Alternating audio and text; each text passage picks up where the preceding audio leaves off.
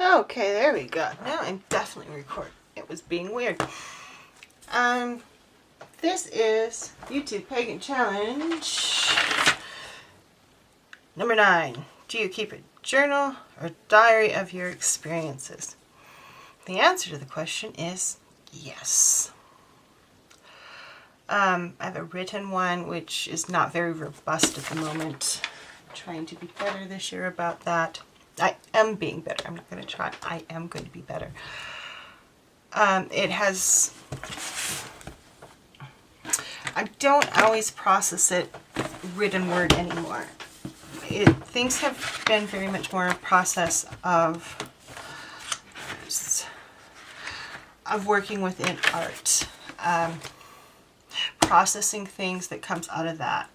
This is from a journey I took with someone, a shamanic journey I took with someone, and I had, in the journey, I had this vision of a tree growing out of my heart.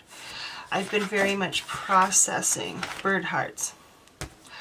Huge processing thing. Yes, stupid Farscape bunny that turned out horribly.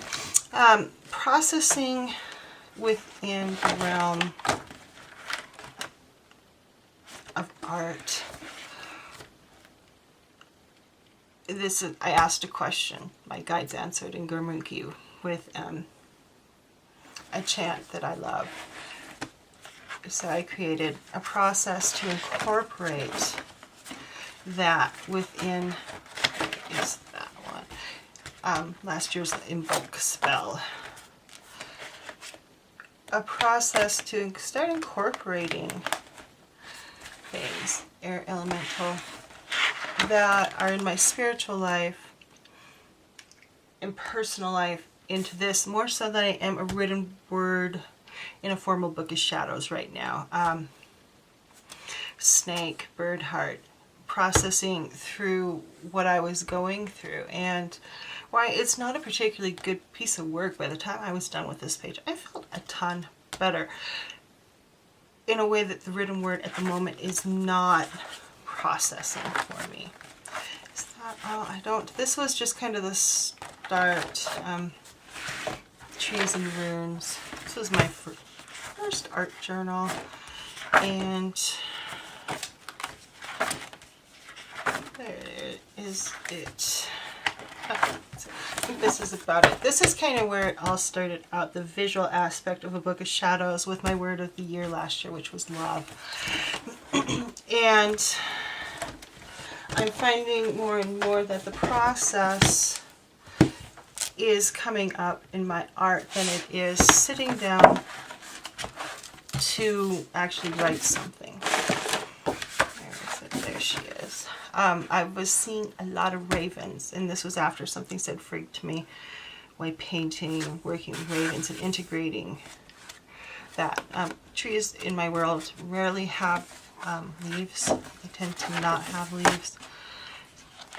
And much of the art is just fun, but some of it is very much bringing things in, such as the evolution of power and wariness within witchcraft. The witch is feared, which I think is part of also witchcraft and being a witch, is that, yeah, you're a little scary at times because you do things that are a little scary. Keys came in at one point after the bird hearts.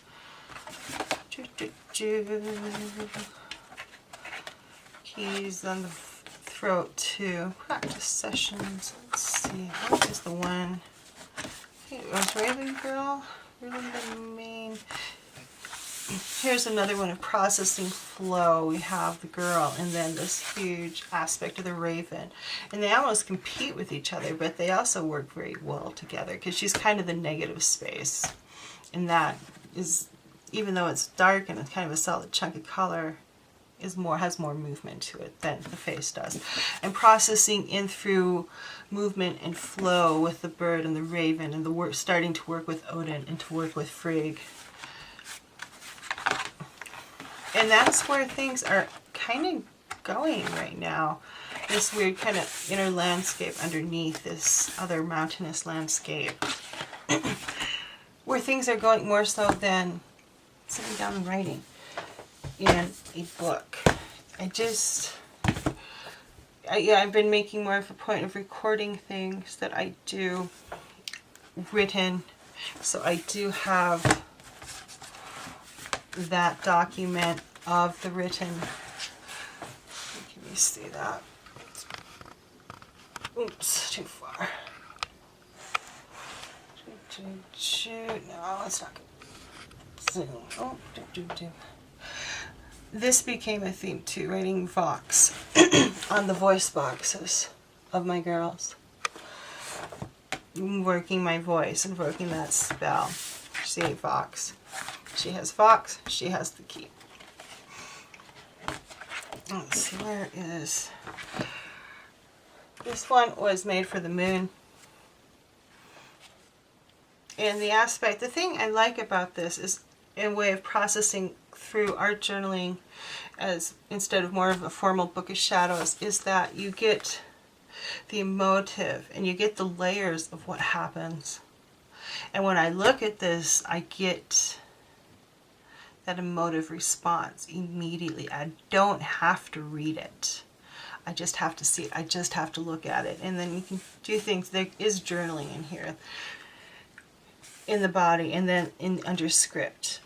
And that's where the process is for me right now. Heal is my word for the year. Oddly enough, I picked it out like 2 months before my dad died. I think I decided in October. I start auditioning words in September. And by pretty much October, I knew my word was going to be heal. Healing the wounds of the past. See, for me right now, writing this shit down is not doing it for me.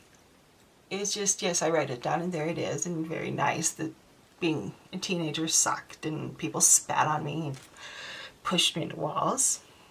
I did not go to school where I felt safe for a very long time. And when I did get to school that was safe, oh my God, being able to relax was like a little piece of heaven. But I can't do this in written word for me right now. You know, bringing in the Vesica Piscis and the Metatron's cube, and it's coming out of my hand and stealing the power that time brought to me. The written word is not where it's at for me. So this has become more of my book of shadows than anything else. Trying new things, pushing my boundaries within my world of art also pushes my boundaries within myself. Looks nothing like a swift fox, but that's what that little pink piggy fox looks like. His nose still looks like a pig's. I'm just over it. Swift fox and processing in with this, and then Quirky Bird got added later on because of a lesson. But this is a process of seeing, you know, those 4 or 5 swift foxes over the summer. Instead of writing about it, I did this. And in many ways that like incorporates it more into my mind than just writing about it. Is there anything else in here? It's almost another swift fox. That one's a little more actual fox-like. Oh, this page. I guess there is a couple other things. Okay. This, in the Singer of Initiation, I talk about the journey where I got skinned and sewn into a new skin suit. Can't talk today. And I did the underlayer for this. Doesn't want to stay down. Painting. Not long after that. And it sat there and no idea what to do with it for a very, very long time. And at one point I just decided the underpainting was going to be the painting. I didn't know what the hell to do with it. And I think part of that aspect was that I had my first layer, which was writing down that journey. Then I did an overlayer of just random abstract painting colors I liked. And that was the first step of growing into the suit, and of that skin suit of growing into me. And so I had this page that I didn't know what was going to happen to, and I decided if it stayed the way it was, that was fine. And then one night Yeah, I found this picture of the girl with the sunglasses and her nose cut out. I cut out something for collage element, I'm quite sure, and something. And I glued her on, and then glued me on. And I made a couple strapping tape image transfers of eyes, because I was going to put them just in as collage, and I wasn't liking. There was actually going to be a third one, but it wasn't an eye, it was a head that was going to go in there, and that didn't happen. But that's okay, because I like how it turned out. But it all started with this. Glued that in, glued me in, got a new stencil, made some transfers. And then, bam, there it was. There was this extremely powerful piece of a self-portrait that came out of that initial page that I created, the underwriting in the first layer of color. And the use of sacred geometry has really started to creep in very much. I have like freaking transfers, and yeah, it's crazy. Half my viscous, I cut shit out. And this all brings that in. It all ties it into my spirituality. So much more for me right now than an actual written book of shadows. This has so much meaning, and when I look at it, I see that vision that I had on that journey into fairy, and I see what I was and what I'm becoming in this prism, this triangular diamond-shaped prism. Don't ask me what that shaped girl means, but it also, you know, look, there's a focus on eyes, and you got the, I don't know, the eyes, the opened eye, the closed eye. So much more powerful than if I was just to write down how I felt in my book of shadows right now. What I'm saying yes to, what I say no to. This is a prompt called Journal 52, run by, I believe it's Effie Wild. And fun group if you're interested in art journaling and want to get pushed out of your zone and do some different things. Definitely recommend Journal 52. It's free and it's awesome. I'll write a note and link it. This is another one from Journal 52. Once again, sacred geometry creeping in there. You don't want me to build your house because everything I draw as a building is all skewy wampus and crookedy. Crooked path, crooked house. It's again sacred geometry coming in this section. This one's shiny. Turn that light off for a sec so you can see.